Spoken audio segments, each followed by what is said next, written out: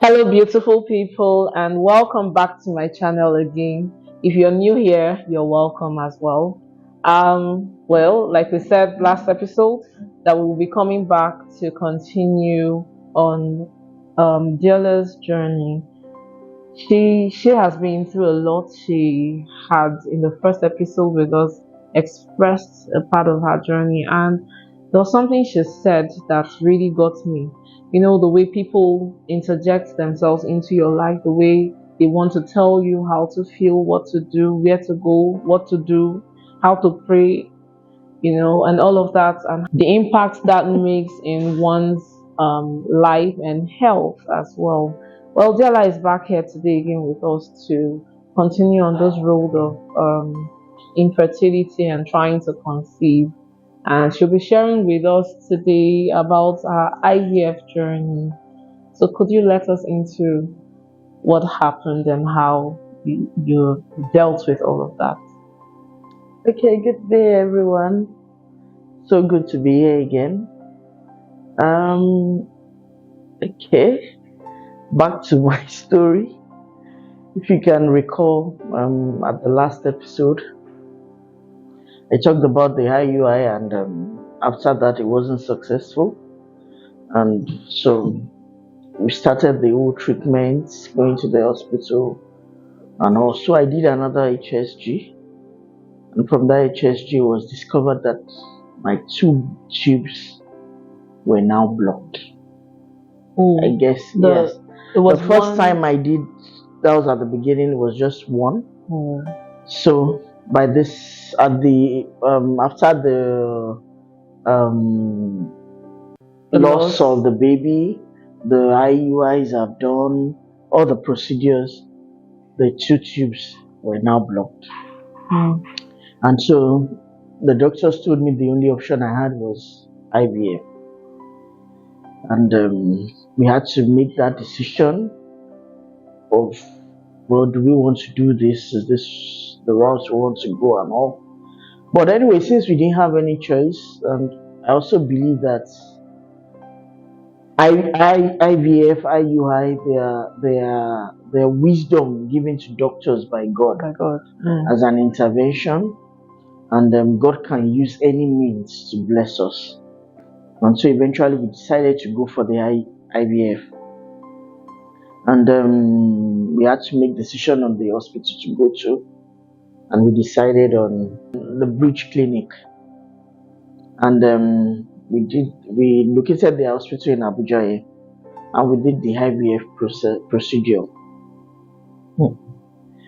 Wow, the IVF procedure was a lot. I'm sure I took like up to 30 injections or more than that, and I had to be injecting myself. You were doing it yourself? Yes. So at times my husband used to help me inject my thighs. We did that. How was he feeling, or how were you feeling? Throughout that period, you had to give yourself those injections. That feeling of, why do I even have to go through all this? Why me? What did I do? What did I do wrong? How come I have friends that they just got married, they got pregnant, they had their babies without any stress?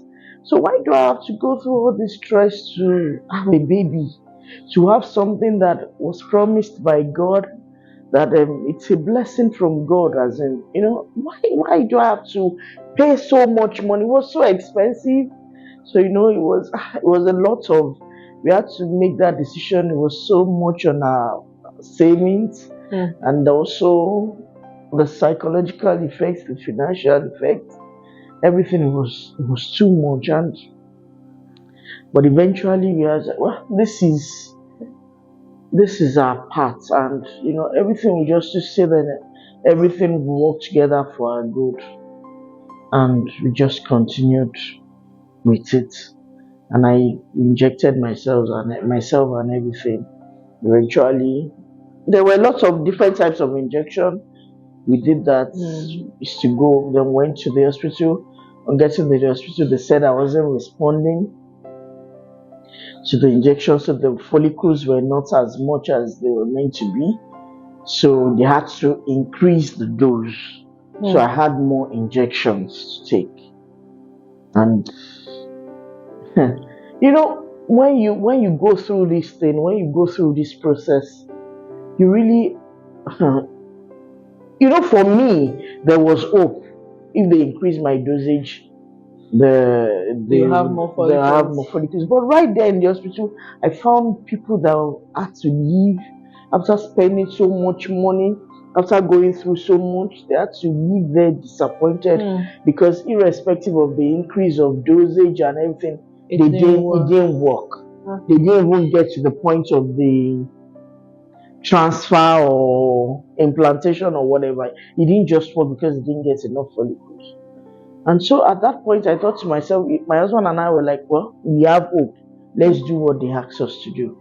And, you know, we did that.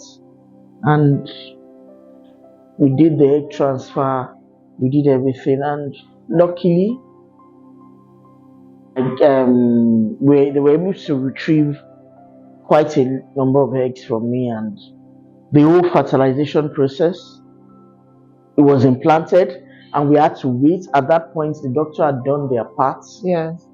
And they told us that, well, you have 2 weeks for the result. 2 weeks wait. It was it was so long, the longest 2 weeks of our lives. And we waited, stayed, prayed, did everything.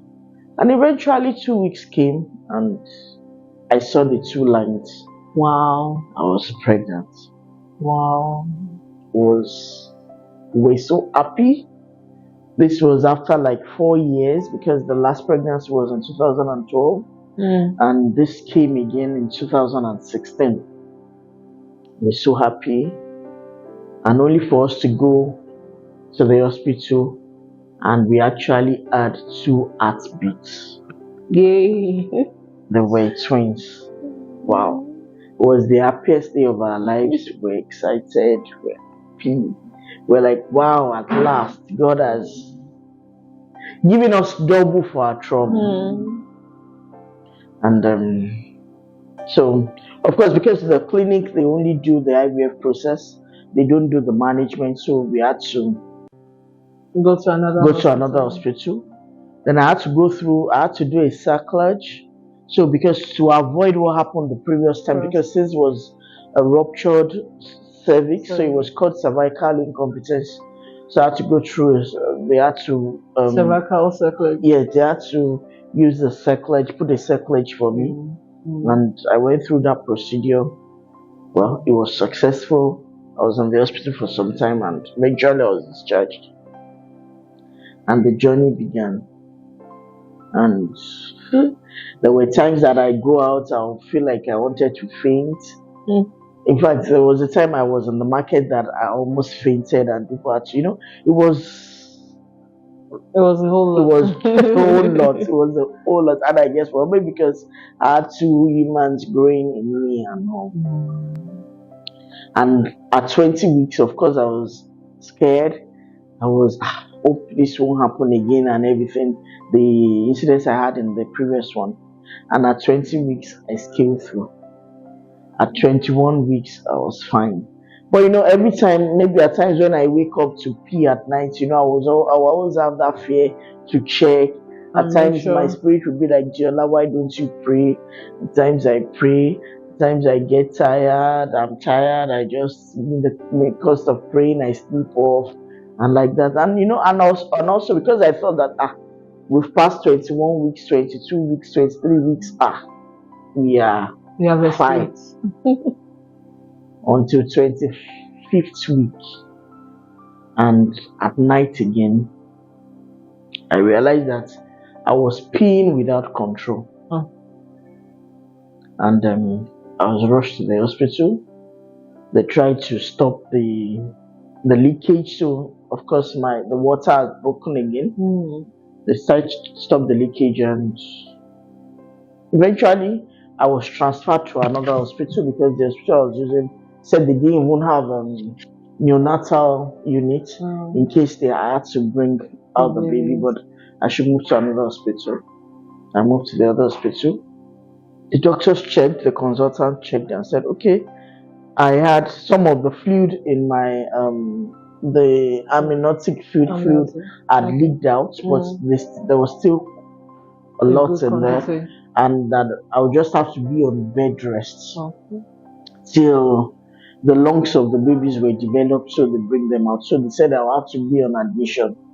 So that was your 25th week? Yes. So you had about 3 weeks to wait. And so I said, okay.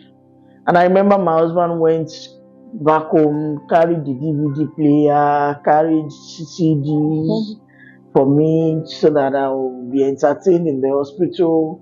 I had books, and I was ready for the long wait. And my husband was in the hospital with me till late at night. This was by the second day that I was admitted, late at night, and we left to go home. After I left, I felt I was having back pain, and eventually the back pain became so intense, and before we knew what was happening, apparently I started contracting. Wow. So I started contracting. It's like, well, I was fine, some minutes ago, and they had to call my husband to come back, and they had to rush me to the delivery room. But don't forget, I had a sacrilege, and so the babies were already pushing to the sacrilege. So it was everywhere. Everybody was confused. They had to remove the stitch of the sacrilege. They had to, so it was already. Eventually, I think the sacrilege got ruptured. Eventually, Bishar removed it, brought out the babies. One of them was, both of them were still alive, but they were really small, a boy and a girl. And they tried to put them in the incubator for some hours, but eventually, they couldn't make it.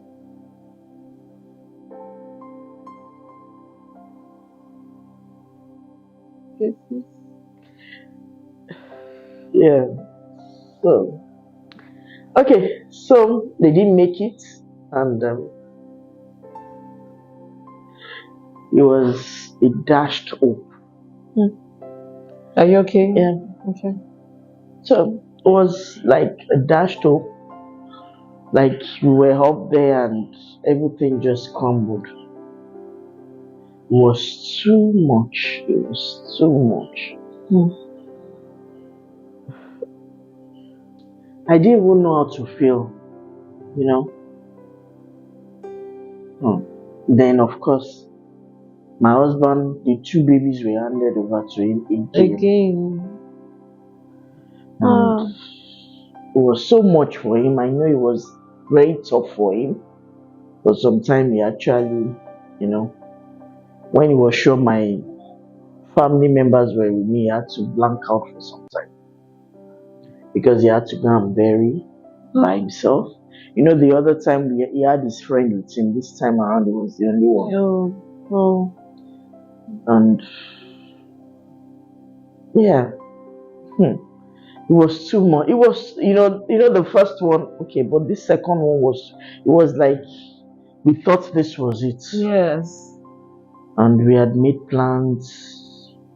We'd done a lot of things, and we lost them again.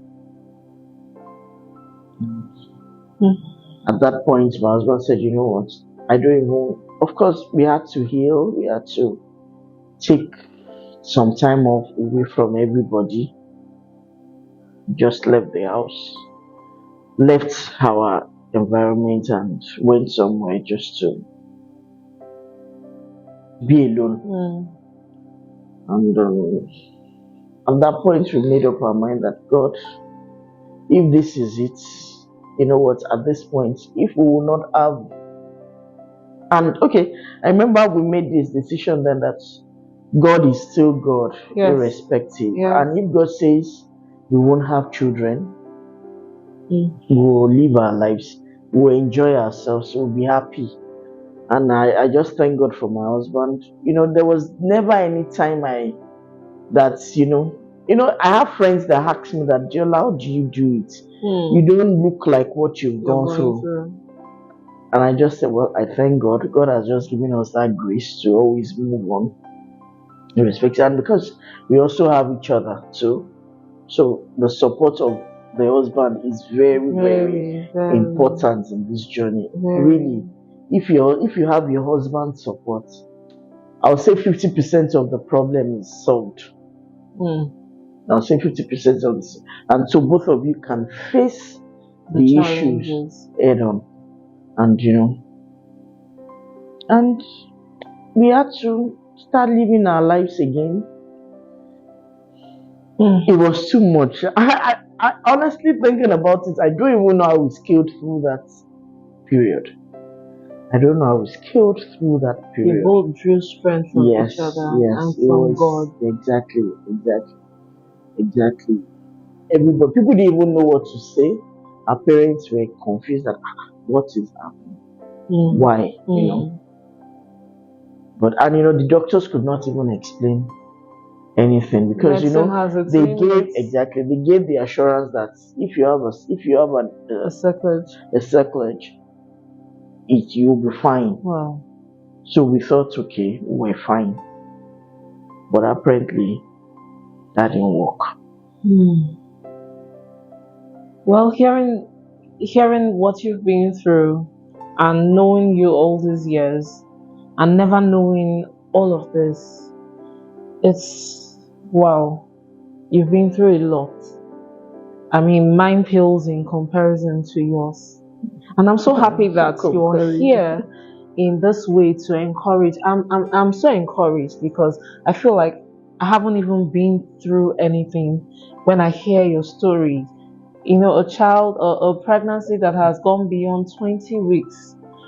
I mean, how many more weeks before that child arrives and then everything is terminated somewhere along the line? That's too painful to hear. It's too painful to imagine, let alone to have gone through that. You and your husband are made of strong stock, and I'm really happy that you both had each other to pull you even through all of this time. I can't imagine how that man dealt with having to bury three children. Those were babies. Those were children. They were already loved. They already had a name, I'm sure. Yeah. They already had a space in your life. They already were a part of your family, and then they just had to go. I can't just imagine. It's unbearable. I'm going to have to end this particular episode right now because I'm sure that you need a breather. I also need a breather, and I just want to say to everyone out there who is listening to these things, don't ever feel that you are alone. Don't ever think that nobody else is going through what you are going through or no one understands how you feel. We understand. We're right here and we understand exactly what this feels like. And I'd just like to say, till next episode, I wish you all, as always, love, laughter, and endless possibilities. It is bye from me. Bye. Bye.